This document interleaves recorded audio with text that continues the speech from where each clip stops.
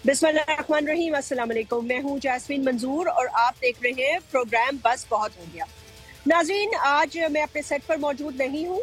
मुझे एक निजी जिम्मेदारी की वजह से थोड़ा ट्रैवल करना पड़ा था, तो यहाँ से मैं मुखातिब हूँ आप लोगों से। अब सवाल सारा ये है कि सबसे पहले बड़ी खबर से आगाज करते हैं। देखिए, पाकिस्तान में इस वक्त सियासत बहुत अरूज पे है और जैसे ही ये जनरल बाजवा साहब के हवाले से खबर आई, सहाफ़ी का इंटरव्यू सामने आया, तो और बहुत ज्यादा तहलका खेज बातें मंजर आम पर आने लगी। अब सवाल सारा ये होता है कि पाकिस्तान तहरीक इंसाफ इस वक्त क्या मौक़िफ़ इख्तियार करेगी। जैसे कि उन्होंने इंक्वायरी का कहा है, क्या इंक्वायरी होगी? आज की जो बड़ी खबर है वो यही है, 90 दिन में इंतखाबात भी कराने होंगे। खान साहब की तो पूरी तैयारी है। पाकिस्तान मुस्लिम लीग नवाज और पीपल्स पार्टी कहाँ ठहरी? हमारे साथ बैरिस्टर एहतशाम हमें ज्वाइन किए हुए हैं, उनसे बात का आगाज करते हैं। बैरिस्टर साहब, अस्सलाम वालेकुम।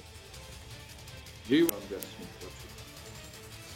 बहुत बहुत शुक्रिया वक्त निकालने का। बैरिस्टर एहतशाम साहब, मैं तो बहुत ही हैरान हूँ इस बयान के बाद जो खान साहब का मौक़िफ़ था, जो कुछ वो कह रहे थे, जिस पर तनकीद भी हो रही थी कि जी ये क्यों कह रहे हैं, ऐसा क्यों कह रहे हैं।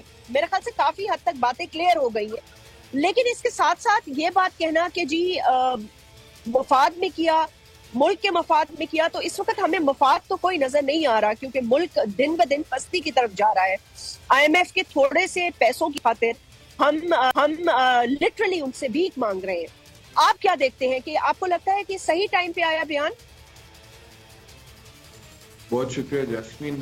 मुझे लगता है कि पाकिस्तान तहरीक इंसाफ के लिए टाइमिंग बहुत अच्छी साबित हुई है, क्योंकि जैसा कि आपके प्रोग्राम के शुरू में इमरान खान साहब का वो क्लिप चल रहा था जिसमें वो कह रहे थे कि हम तो बहुत देर से कौम के सामने ये बयानियां रख रहे थे, और यकीनन वो रख रहे थे जब से तहरीक आदम एतमाद कामयाब हुई थी उनके खिलाफ और उनकी हुकूमत गई थी। वो तो यही बयानियां रख रहे थे कि रजीम चेंज हुआ है, क्योंकि उसकी शुरुआत कुछ इस तरह से थी कि शुरू में लगा कि उनका बयानिया ये है कि अमेरिका से साजिश का आगाज हुआ था, लेकिन सब्सिक्वेंटली आके उन्होंने कहा कि इनिशिएट यहाँ से हुई थी, हुसैन हक्कानी को हायर किया गया था और उसके बाद फिर अमेरिका को भी शामिल किया गया और फिर मुहर्रकात लोकल थे।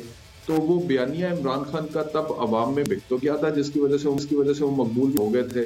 लेकिन कंसिस्टेंटली जो एस्टेब्लिशमेंट के सपोर्टर्स हैं मुख्तलिफ हलकों में, उनकी तरफ से ये बात सामने आ रही थी कि देखें, इमरान खान साहब एस्टेब्लिशमेंट को पोलिटिसाइज कर रहे हैं, इमरान खान साहब उनको कंट्रोवर्शियल मुतनज़्ज़ा बनाने की कोशिश कर रहे हैं। लेकिन ये जो अब सामने आई हैं बातें, उसके बाद से तो एक तरह से इतराफ सामने आ गया ना जी।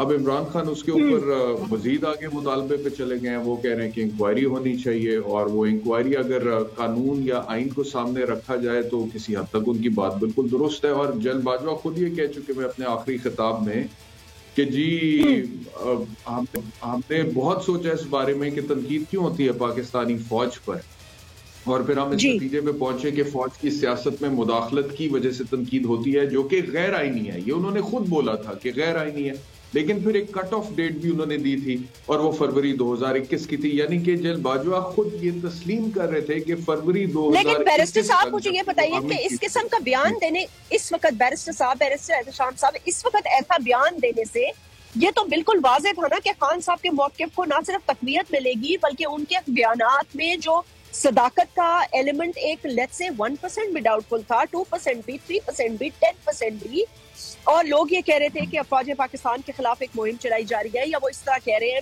उस तरह कह रहे हैं। तो ये बयान इस वक्त देने के बाद मतलब ये उनके तो हक पे गया है ना। क्यों? मतलब इस बयान की वजह क्या वजह हो सकती है? और फिर ये कहना कि ये पाकिस्तान को खतरनाक हद तक ले गए थे, वो क्या खतरनाक हद हो सकती?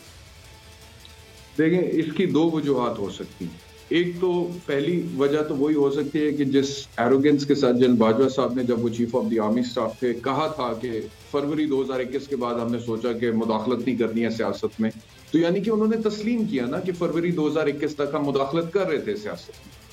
लेकिन उसके लीगल रिपरकशंस तो हो सकते हैं, लेकिन कौन पूछ सकते हैं chief of the army staff Pakistan में? तो एक तो वही वजह हो सकती है कि उन्हें लगता है कि जी कोई ऐसी बात अभी भी हो सकती, कोई एहतसाब, कोई इंक्वायरी, कोई तहकीकात नहीं हो सकती। दूसरी वजह ये हो सकती है کہ جن باجوہ صاحب پچھلے 9-10 مہینے میں پی ڈی ایم کی حکومت اور عمران خان کا بیانیہ جس طرح سے مقبول ہوا ہے عوام میں، جن باجوہ صاحب پر بہت زیادہ تنقید ہوئی ہے، تو اب آ کے انہوں نے یہ محسوس کیا ہو یا فرسٹریشن میں انہوں نے کہا ہو کہ یار میرے پہ اتنی تنقید ہو رہی ہے تو میں اپنا موقف بھی تو سامنے دوں نا، تو انہوں نے کہا کہ ان کی نظر میں عمران خان اگر رہتے تو ملک کا نقصان ہو سکتا تھا، اپنے امیج کی قربانی دے دی، اپنے امیج کی قربانی دے کے، لیکن اس سے تو تنقید میں اضافہ ہوا ہے نا، تنقید میں تو اضافہ ہوا ہے، تنقید میں مزید اضافہ ہو رہا ہے، بلکہ میں تو صرف سبجیکٹولی ایک آرگومنٹ آپ کو دے رہا ہوں کہ ان کے ذہن میں یہ ہو سکتا ہے. آپ نے پوچھا نا کہ کیا وجہ ہے کیوں اب آ کے بیان دیا انہوں نے،